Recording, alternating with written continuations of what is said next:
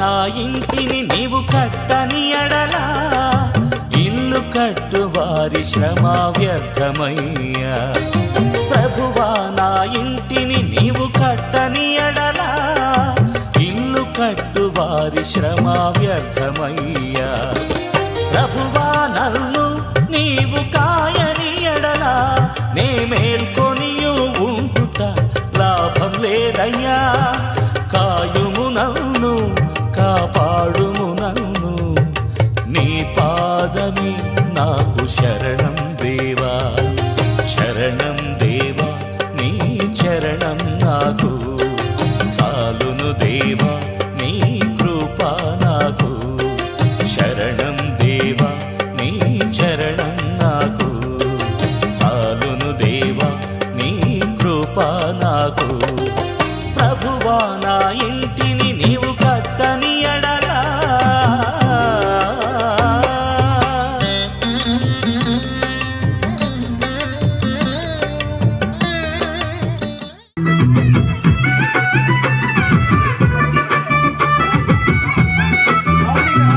రేలా రేలా రేలా రేలా రేలా రేలా రేలా రే రేలా రేలా రేలా రేలా రేలా రేలా రేలా రేలా రేలా రే రేలా రేలా రేలా రేలా రేలా రేలా రేలా రే రేలా రేలా రేలా రే రేలా రేలా రేలా రేలా రేలా రేలా రే రేలా రేలా రేలా రే రేలా. యేసు దేవుడయ్యోవా ಒಂದು ಗొప్ప దేవుడయ్యోవా సర్వలోకాత పూర్ణలి కాటే దేవుడయ్యో. యేసు దేవుడయ్యోవా ಒಂದು గొప్ప దేవుడయ్యోవా సర్వలోకాత పూర్ణలి కాటే దేవుడయ్యో. ಇದು ಮಾಟ ನಮ್ಮಲ ಮಕ್ಕುವ ಶೂಡ ಕೇಂಜಾಯಿತು ಮಾಟ ನಮ್ಮಲ ಮಕ್ಕುವ ಶೂಡ. ರೇಲ ರೇಲ ರೇಲ ರೇಲ ರೇಲ ರೇಲ ರೇಲ ರೇ ರೇಲ ರೇಲ ರೇಲ ರೇಲ ರೇಲ ರೇಲ ರೇಲ ರೇಲ ರೇ ರೇಲ ರೇಲ ರೇಲ ರೇಲ ರೇ ರೇಲ ರೇಲ ರೇಲ ರೇ ರೇಲ ರೇಲ ರೇಲ ರೇ ರೇಲ ರೇಲ ರೇಲ ರೇ ರೇಲ ರೇಲ ರೇಲ ರೇ ರೇಲ ರೇಲ ರೇಲ ರೇ ರೇಲ. కివి భాష తెగవారు మాట్లాడుతూ పాడుతున్నారు, పాడి డాన్సులు చేస్తున్నారు.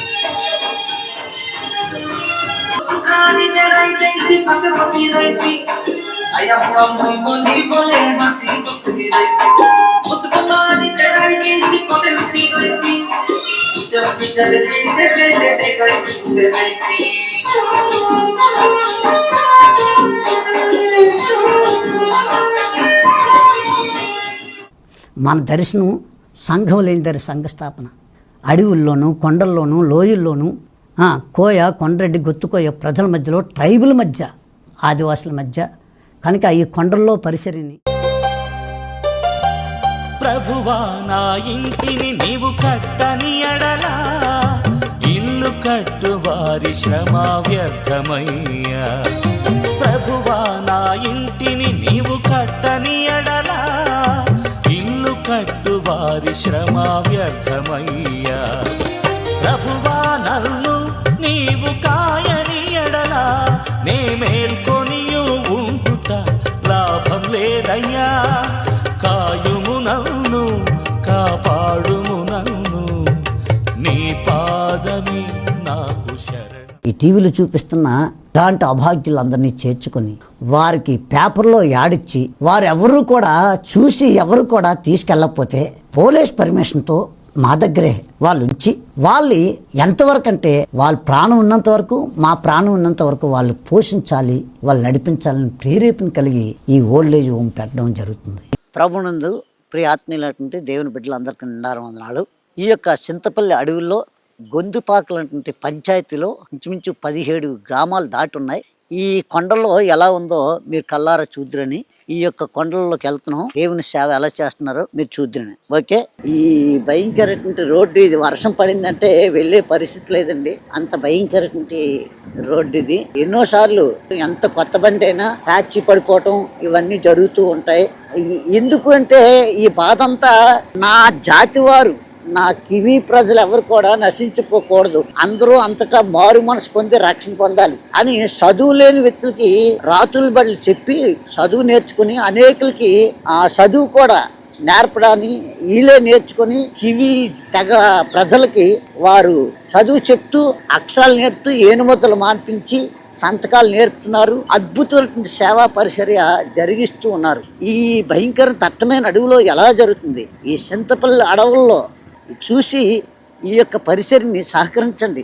ఈ చర్చి చూడండి, ఈ గ్రామంలో మట్టి పెట్టుకున్న గోడలు ఇవి. ఈ మట్టి గోడలు పైన రేకేశ్వర చుట్టూ కూడా తడికలతో ఉంది.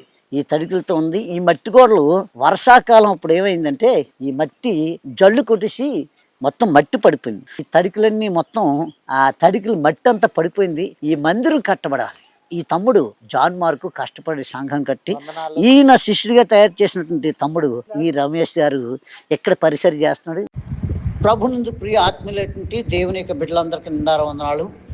ఈ చింతపల్లి అడవుల్లో ఈ కివి తెగ ప్రజల మధ్యలో ఈ మందిరాన్ని మీరు చూశారు. ఈ ఎదురు బొంగులతో కట్టి భయంకరంగా వర్షం వచ్చేటాడు కారేయటం ఇవన్నీ చూసాం. కాబట్టి దాన్ని ఇప్పుడు తీసివేసి 40 ఇంటూ పొడవు వెడల్పు 20 చాలా పెద్ద మందిరం కడుతున్నారు. మరి దీనికి ఈ టీవీ చూస్తున్న మీరు దయతో మీరు గుప్పులు ఇప్పి సమృద్ధిగా కానుకలు ఇస్తే త్వరగా ఈ మందిరం కంప్లీట్ చేస్తాం. ఈ మే నెలలో 1వ తారీఖున స్టార్ట్ చేస్తాం. ఈ మే నెల వర్షాకాలం రాకముందే కంప్లీట్ చేయాలని అత్యాసక్తితో మేము పనిచేస్తున్నాం.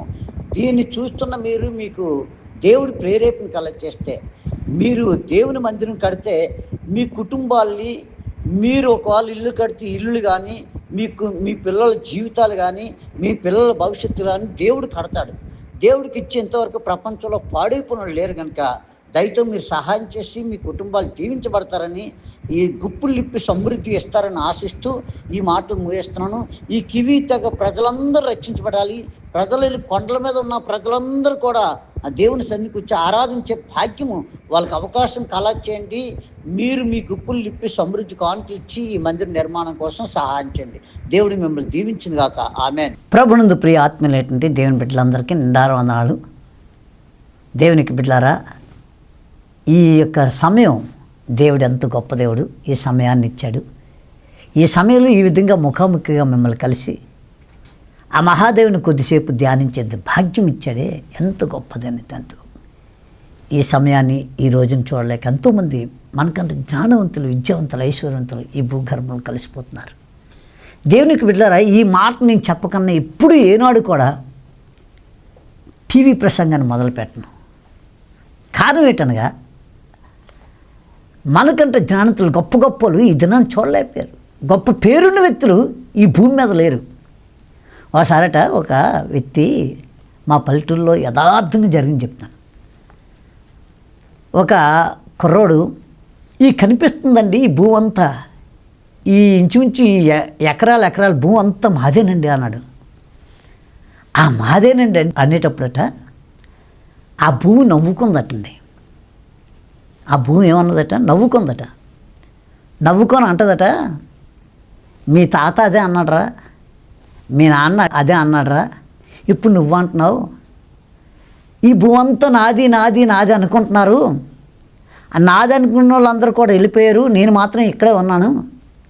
నువ్వు కూడా ఇదంతా మాదేనండి అంటున్నావు. కష్టపడకన్నా ఎప్పుడో మీ తల్లిదండ్రులు మీ తాతలు చేసిన ఎలాగో వాళ్ళు చేసి సంపాదించింది ఈరోజు ఇది నాది ఇదంతా అంటున్నావు. నాదన్నోడు మీ తాత పోయాడు, నాదన్నోడు మీ నాన్న పోయాడు, నాదన్నది నువ్వు కూడా వెళ్ళిపోయే పరిస్థితి ఉంటుంది.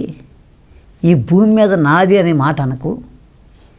ఈ ప్రపంచంలో బంగారం కానీ, వెండి కానీ, భూమి కానీ, ఈ గాలి పీల్చే గాలి కానీ ఇవన్నీ దేవుడివన్నీ. ఈ తెల్లని వస్త్రం కానీ ఇవన్నీ దేవుడిస్తేనే, మన సొంతంగా ఎక్కడుందండి? కాబట్టి నీ మాటలు నేను చెప్పకుండా ఉండలేను. ఐశ్వర్యంతులు, ధనవంతులు, జ్ఞానవంతులు భూగర్భంలో కలిసిపోతున్నారు. మనలైతే ఆయుష్ను పెంచి ఆరోగ్యాన్ని ఇచ్చి ఎంతోమంది చిన్న వయసులో మంచం పెట్టి బాధపడుతున్నారు. మనల్ని సజీవులుగా ఉంచి ఆ మహాదేవుని ఆరాధించే భాగ్యం ఇచ్చాడే. ఎంత గొప్ప ధన్యత అండి, ఎంత గొప్ప ధన్యత. ఈరోజు నేను మీతో చెప్తున్న సబ్జెక్టు, నేను మిమ్మల్ని అనాథలుగా విడవను. ఈ మహాదేవుని హత్తుకొని దేవుని స్తుతిస్తుంటే ఎంత వాళ్ళు పులకరింపు ఉంటుందో, ఎంత ఆనందమో. దేవునితో నడిచే వరకండి ఆ అనుభూతి ఉంటుంది, ఆ ఆనందం ఉంటుంది. దేవుని పరిశుద్ధ జీవితం జీవించే వ్యక్తికేనండి ఆ యొక్క ఆనందభరితలుగా ఉంటారు. కాబట్టి నాతో పాటు ప్రతి వారం ప్రతి ఒక్క క్షణం ప్రభువుతో గడుపుతున్న మీరు నేను కలిపి కొద్దిసేపు దేవుని ధ్యానించుకుందాం. కొద్దిసేపు యోహాను సువార్త 14వ అధ్యాయము 18వ వచనంలో చదువుకుందాం. మిమ్మును అనాథులుగా విడవను, మీ వద్దకు వచ్చును. కొంతకాలమైన తర్వాత లోకము నన్ను మరీ ఎన్నడు చూడరు. అయితే మీరు నన్ను చూతురు, నేను జీవించుతున్నాను గనుక మీరు జీవింతురు. Amen, amen, amen, amen. Glory to the God. మిమ్మల్ని అనాథలుగా విడను. ఎస్, ఈరోజు చిన్నదానికి పెద్దదానికి ప్రతి ఒక్కరు కూడా భయపడిపోతున్నారు, ఆందోళన చెందుతున్నారు. నా ప్రభు చెప్తున్నాడు, మిమ్మల్ని అనాథలుగా విడవను. ఎంత గొప్ప మాట. మిమ్మల్ని అనాథలుగా విడవను, మీ వద్దకు వచ్చును. ఎస్, ఎంత గొప్ప దేవుడు అండి, ఎంత గొప్ప దేవుడు, ఎంత గొప్ప దేవుడు. నా దేవుడు అనాథలుగా ఉంచడు. ఆరోగ్యంగా ఐశ్వర్యంగా అన్నీ సంపాదించాడు, అందరూ రావచ్చు. ఏదైనా బలహీనత వచ్చి ఏదైనా మన దగ్గర నుండి డబ్బంతా అన్నీ తొలగిపోతే ఆ సమయంలో నీ దగ్గర రావడానికి అసహించుకుంటారు. ఈ లోకం పరిస్థితి, ఈ సమాజం, ఈ లోకం, ఈ పరిస్థితులు అలాగున్నాయి నేటి దినాన్ని. కనుక దేవుడు చెప్తున్నాడు, అయ్యా నీవు నన్ను హత్తుకుంటే నేను నిన్ను అనాథలుగా విడిచిపెట్టను, నీ వద్దకు వస్తాను. ఎంత గొప్ప దేవుడు అండి, ఎంత గొప్ప దేవుడు. బైబిల్లో చూస్తే ఒకసారి ఒక వ్యక్తి పక్షవాతంతో బాధపడుతూ 38 సంవత్సరాల నుండి ఆ బేతెస్త కోనే దగ్గర పడి ఉంటే అనేకులు వస్తున్నారు, పోతున్నారు, అందరూ బాగుపడిపోతున్నారు. ఎవరెవరు వస్తున్నారో ఆ వ్యక్తులందరూ బాగుపడుతున్నారు. కానీ ఈ వ్యక్తి మాత్రం బాగుపడకన్నా అక్కడ కొనేరు దగ్గర ఉండిపోయాడు. ఆ వ్యక్తి దగ్గరికి ప్రభు యేసుక్రీస్తు వెళ్ళి,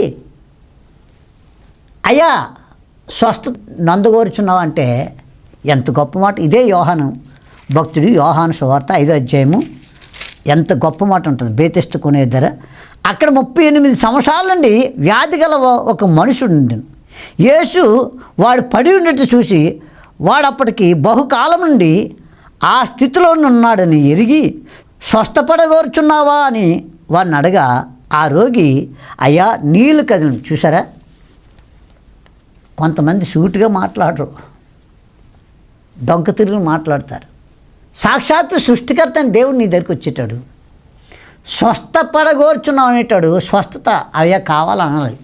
కానీ ఆయన ఏమంటున్నాడంటే, నాకన్నా ముందు వచ్చి వాళ్ళ మీద వీళ్ళ మీద నిందలు వేస్తుంటారు.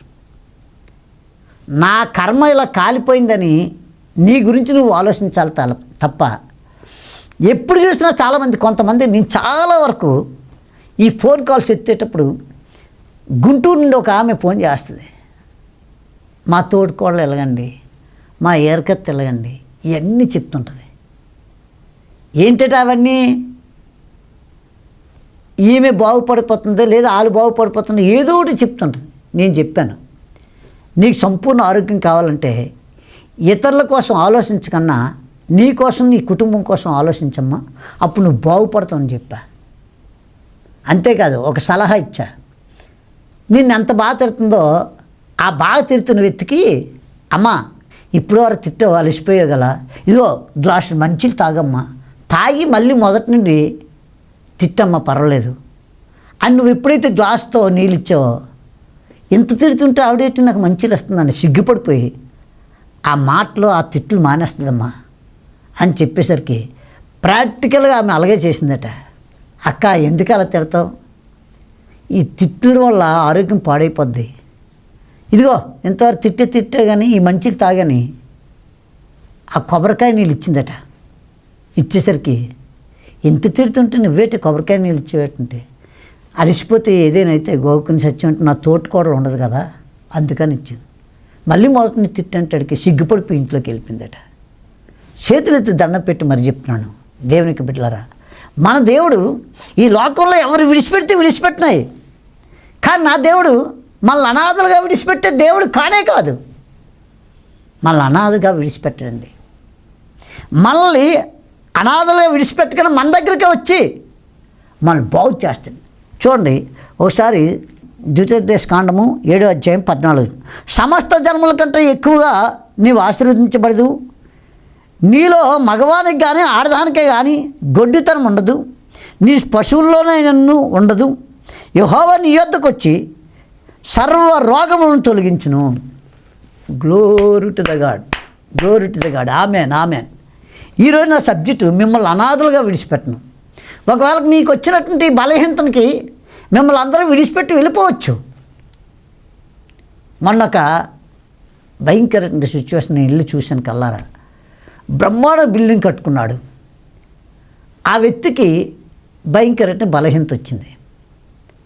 బలహీనత వస్తే ఆ వ్యక్తి భయంకరంగా ఆ టీబీ అటాక్ అయిందో ఏంటో మాటికి దగ్గుతూ కపంలాగా పెద్ద ముద్దలు కక్కుతుంటే, అంత పెద్ద బిల్డింగు కట్టినటువంటి వ్యక్తి ఆ కొడుకు ఆ కోడలు ఆ మనవరాళ్ళు కూడా వచ్చి కొద్దిగా మంచిలో అవి చేసేవారు.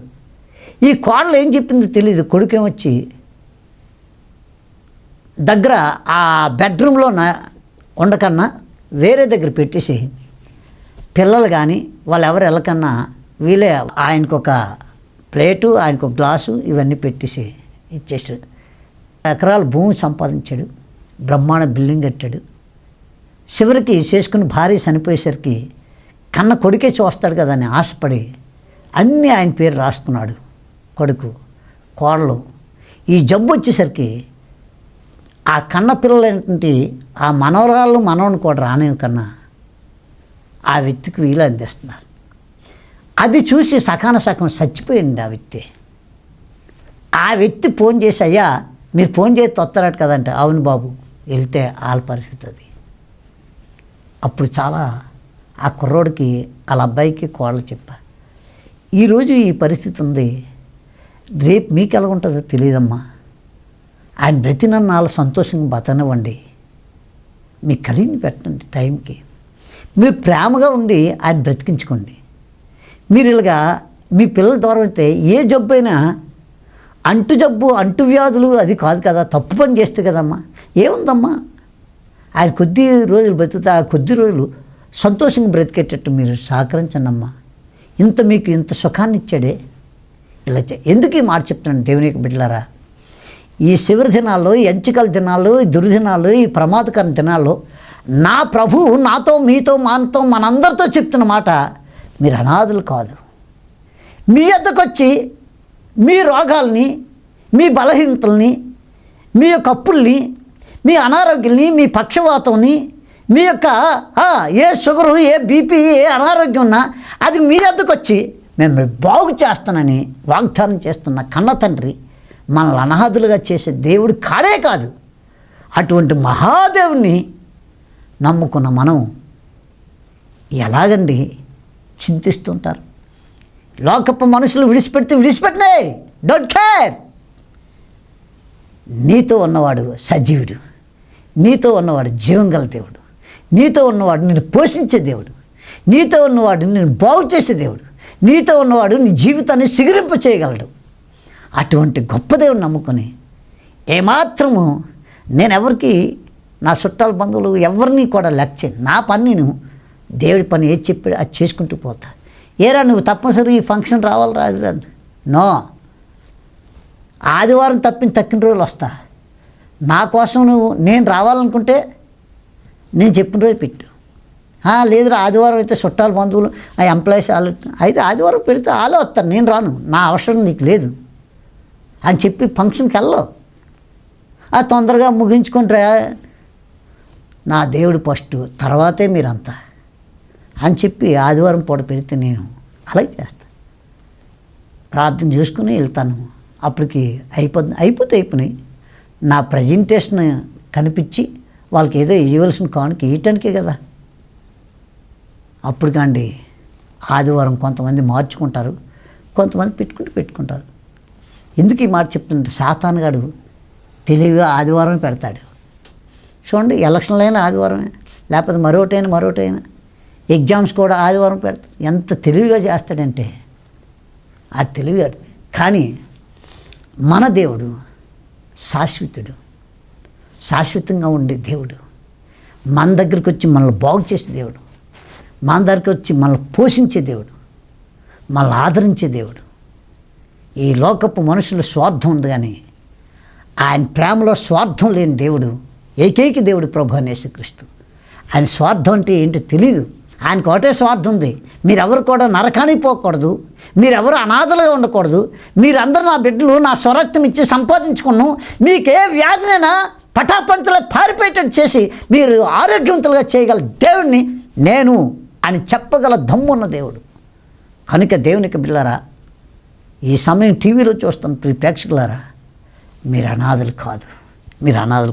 ఇలా దేవుని వాక్యం చూసుకుంటూ పోతే చూడండి, ఆదికాండం 28వ అధ్యాయము 15వ వచనంలో చక్కని మాట ఉంది. చూడండి, ఇదిగో నేను నీకు తోడై ఉండి నీ వెళ్ళు ప్రతి స్థలమందు నిన్ను కాపాడి ఈ దేశంలోకి నిన్ను మరలా రప్పించదను, నేను నీతో చెప్పినది నెరవేర్చే వరకు నిన్ను విడవను అని చెప్పాను.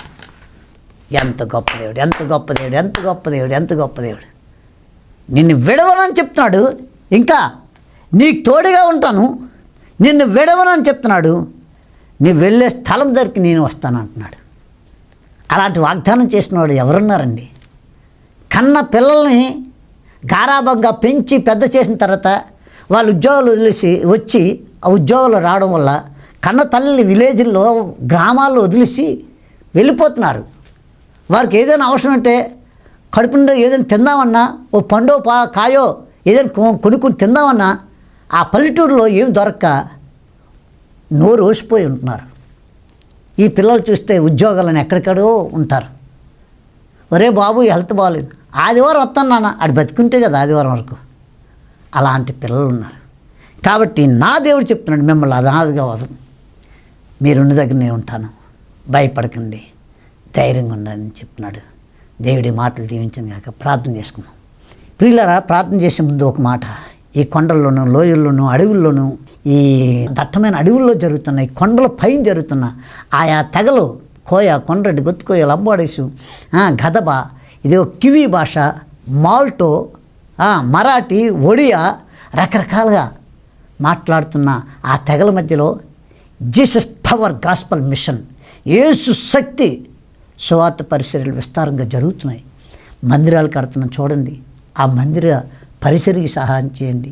ఈ వృద్ధులకి మీకు ఏది తోస్తే అది ఆ సేవకులకు సహాయం చేయాలని చేయండి.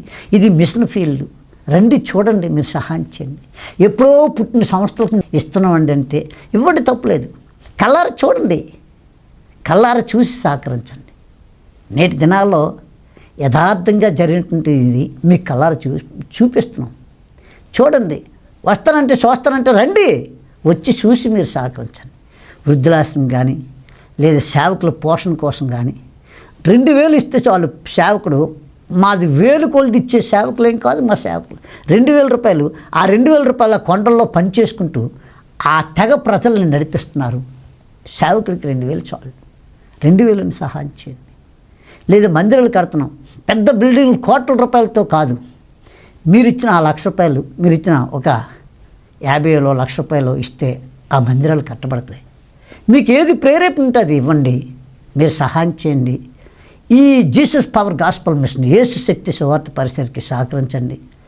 మీరు మీ కుటుంబాలు సమృద్ధిగా దీవించబడేటట్టు దేవుడు సహాయం చేస్తాడు. ప్రార్థన. పరిశుద్ధ మా కన్న తండ్రి, ఈ జీసస్ పవర్ గాస్పల్ మిషన్, యేసు శక్తి సువార్త పరిసరికి ప్రతి ఒక్కరిని ప్రేరేపణ కలచండి. ఈ లోకంలో ఎవ్వరు అనాథులు కాదు. మీరు ఏర్పాటు చేసుకున్న యేసు శక్తి సువార్తకి వాళ్ళు ఇచ్చి వారు అనాథులు కాకుండా వారి సమృద్ధిని ఆశీర్వాదాలతో నా దేవుడు నా దగ్గర ఉన్నాడు, నన్ను పోషిస్తున్నాడు, నన్ను రక్షిస్తున్నాడు, నన్ను ఆదరిస్తున్నాడు, నా బలహీనతలు పోగొడుతున్నాడని విశ్వాసంతో వాళ్ళు ఈ యేసు శక్తి సువార్త పరిస్థితికి సహకరించి వారి పిల్లలు దీవించబడ్డాను సహాయం చేయమని యేసు నామములో అడుగుచున్నాను తండ్రి. Amen, amen, amen. May God bless you. అమ్మా ఆటకా సాయం. ఎన్నో పరిస్థితులు చిన్న వయసులోనే చాలా కష్టమైన పరిస్థితులు నేను చూశానండి. నా భర్తకి పక్షవాతం రావడం, అతను 10 సంవత్సరాలు ఉండడం, తర్వాత చనిపోవడం, చాలా చిన్న పిల్లలతో చాలా పరిస్థితులు చూశానండి. కానీ నేను దేవుడిని ఎప్పుడు కూడా నమ్మలేదండి. నమ్మాను కానీ అంతంత మాత్రంగానే నమ్మానండి. కానీ ఒకగానొక టైంలో దేవుడు నన్ను పట్టుకున్నాడండి. ఎలా పట్టుకున్నాడంటే, నాకు విపరీతమైన ఒక పెళ్లికి వెళ్ళానండి. వెళ్ళి వచ్చిన తర్వాత ఏమైందో కానీ నాకు తెలీదు. నేను మంచాన్ని అనారోగ్యం పాలైపోయాను. అయిపోయినప్పుడు నిజంగా కొంతమంది అయితే చేతబడు అన్నారు, ఏదో పెట్టేశారని చెప్పేసి అన్నారండి. అయినా కానీ నేను దేవుడి మీద నమ్మకం మంచం మీద ఉన్నా పెట్టలేదు. తర్వాత నా దగ్గర చావు పంపు వచ్చేస్తుందని ప్రతి ఒక్కరు కూడా వచ్చేవారు. కానీ వచ్చి వీటి దగ్గర చావు పంపు వచ్చేస్తుంది, ఇవి చనిపోతుంది అనేసి అనేవారండి. అన్నప్పుడు ఒక పాస్టర్ గారు నా దగ్గరికి వచ్చారండి. వచ్చి నా నెత్తి మీద చెయ్యి పెట్టి ప్రార్థన చేశారండి. ప్రార్థన చేసి ఇంటికి వెళ్ళిపోయి ఇంటికాడ మోకాళ్ళు ఉంచి ప్రార్థన చేశారటండి. చేసినప్పుడు నా తలకాడే సాతాను కూకుని నన్ను ఎప్పుడు మృంగి వేయబడుతున్నా అనేసి నన్ను చూస్తూ కూకుందనేసి మరుసటి రోజు నా పాస్టర్ గారు వచ్చి నాకు చెప్పారండి. చెప్పినప్పుడు నేను ఒకటే అనుకున్నానండి, ఆ మంచం మీద ఉంది. హాస్పిటల్కి తీసుకెళ్లేవారు, తీసుకొచ్చేవారండి. 34 సెలైన్లు పెట్టండి, నాకు ఇంజక్షన్ చేసేవారండి. అయినా కానీ ఏట్ల ధర అదే అయిపోయింది. అప్పుడు మంచం మీద ఉండి నేను ఒకటే అనుకున్నాను, తండ్రి నేను ఇప్పుడు వరకు నిన్ను సరిగా నమ్మలేదు. నేను ఇప్పుడు వరకు నీ యొక్క దైవజనుడు అంటే ఒక దేవుడు ప్రేమ ఎలా ఉంటుందో నేను రుచి చూడలేదు. కాబట్టి ఈ చిత్తమైతే నా పిల్లల్లో నన్ను చేరవేయి తండ్రి, నన్ను బ్రతికించి నీ యొక్క దాసరాలుగా నన్ను వాడుకో అని చెప్పి నేను ఆ మంచం మీద పడుకునే ప్రార్థన చేసుకున్నానండి. దేవుడు అనుకోని రీతిగా నన్ను లేవనెత్తాడండి. లేవనెత్తినప్పుడు కానించి నేను ఆ దేవుని నమ్ముకుని ప్రార్థనకి వెళ్ళడం పట్టానండి. నేను బాప్తిసం తీసుకున్నాను, మరియా అని నాకు పేరు పెట్టారండి. అలాగే దేవుడు ఇప్పుడు నన్ను ఒక సంఘాన్ని నడిపించే బిడ్డగా నన్ను ఆయన వాడుకోగలిగాడు. ఏం పేరు నీ పేరు? ఈ అమ్మాయి పేరు మేరీ అండి. మరియా. ఇలా తిరుగు. ఈ అమ్మాయి పేరు మరియా. ఈమె ఈ మండపేట స్థానికంగా ఉన్నటువంటి బిడ్డ. ఈమెకు వచ్చినటువంటి భయంకరటువంటి ఆ బలహీనత చుట్టాల బంధువులే, వాళ్ళ తాలూకా సొంతోలే, బయటికి పోరా బాబు, చుట్టాల బంధువులే చేసుకున్న భర్త కన్నపిల్ల ఆ వాసన తట్టుకోలేకపోయారు. సావు వాసన వస్తుందట. ఏ వాసన? సావు అంటే చచ్చిపోయిన వాళ్ళ దగ్గర ఎలాగైతే వాసన వస్తుందో అటువంటి భయంకర సావు వాసన వచ్చేటప్పుడు దైవ సేవకుడు దర్శనం ద్వారా చెప్పారట, అమ్మా నిన్ను సాతాను తీసుకెళ్ళిపోవాలని సిద్ధంగా ఉన్నాడు, ధైర్యంగా ఉండమ్మా, దేవుడు బాగు చేస్తాడని. ఎప్పుడైతే దేవుడు ఈమె హృదయంలో కూడా నిర్ణయాన్ని తీసుకుంది, చచ్చిపోతే దేవుడి కోసం దేవుడిలో ఉండి చచ్చిపోవాలని నిర్ణయాన్ని తీసుకుంది. ఆ రోజు కానీ దేవుడు ఈమెను ముట్టాడు, స్వస్థపరిచాడు. ఈ తైలాభిషేకానికి వచ్చి అద్భుతమైనటువంటి సాక్ష్యం ఈ దినము మరియమ్మ చెప్పడం ఎంత ధన్యత. దేవుని స్తోత్రం. Hallelujah, glory to the God. Amen, amen. God bless you. Okay, ప్రార్థన చేద్దాం. సాక్ష్యాలు చెప్పిన అమ్మ. ప్రభువా నా ఇంటిని నీవు కట్టని ఎడలా ఇల్లు కట్టు వారి శ్రమ వ్యర్థమయ్యా.